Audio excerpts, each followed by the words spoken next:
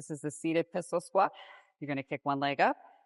You're going to sit down with one leg and stand up. 1, 2,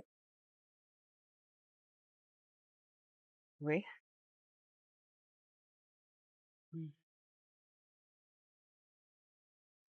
Now, if you can't do it with the one leg up in the air, you can use the kickstand, but try not to.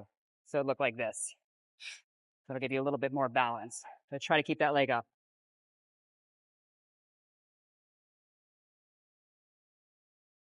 You want to make it harder? You're going to hold a weight here.